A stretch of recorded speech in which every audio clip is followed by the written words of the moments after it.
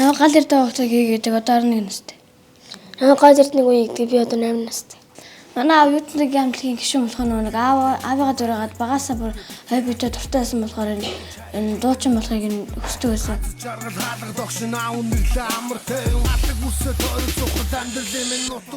Яа маа намайг нэг студ авч яваа. Тэгээд аа манай ганц өгүүлж өсгөх хэрэг өгүүлээ гэсэн чи аа бичлэг хийгээд тэгээд харин тавьсан л. Одоо бараг дуулаад 2 3 жил болж байгаа.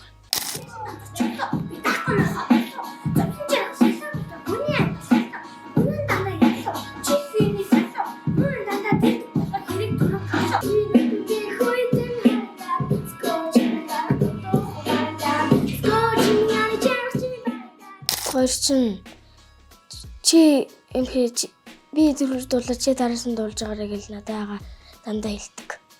Аага бит хоёр аяа алтгаараа л юм загиндаг. Тэгээд бит хоёр жишгэл зэрэг дуулдаг. Аагаатайгаа дуулахдаа аага наваг сайн дуулаар ихэд би тэрэн дээр аим бахархаа тэгээд аагаад амар хайртай. Бит хоёр нэг баян үгсээрээ босорцсон. Одоо би өглөө ингэ дуусах үеиг шүү ардаас нэг өглөдөг. Одоо хүмүүс ингэ хурдан дуулна штэ. Тэгээ хурдан дуултан зэрэг дуусраад л болно доо. Тэгээд хоолгож байгаа чангалал. Хаяа энэ шинэ жилээрээ л нэг клубийнхаа шинэ жил мэлээр л энэ дуулдаг. Ямар мундаг юм бэ? Хичээгээд өг гээл. Намайг хаяатаа хөөрхөн царайлг юм бэ. Би ч хөөрхөн байсан юм. Одоо би том болж байгаа энэ рэпер юм уу боксер тоглодог л хүн болно. Тэгээд рэперээр өгөхөд бол ааман тусалдаг. Тэгээд ерөнхийдөө энэ Big G Ice Top-ийн дууглаа их ихтэй сонсдог. Гэтэ аагийн дууг бүх үгүй мэддэг бол аагийн ихэндээ сонсдог. Намайг рэпер дуулахад ааман тусалдаг бас ээж.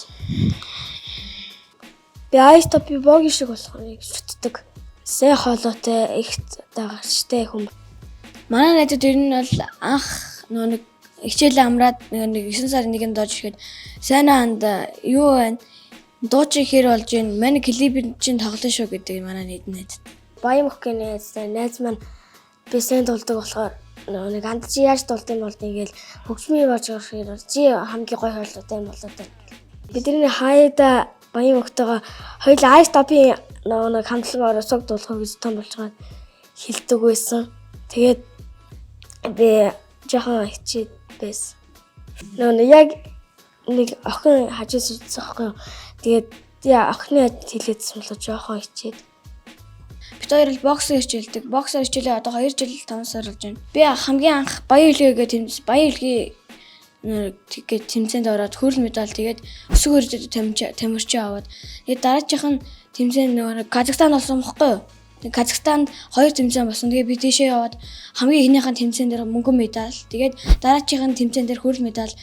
Тэгээд дараачийн онд нь хаа бол ямар шалрах тэмцээн болоод тэрэнд нь алт олон шилдэг тамирчин авсан.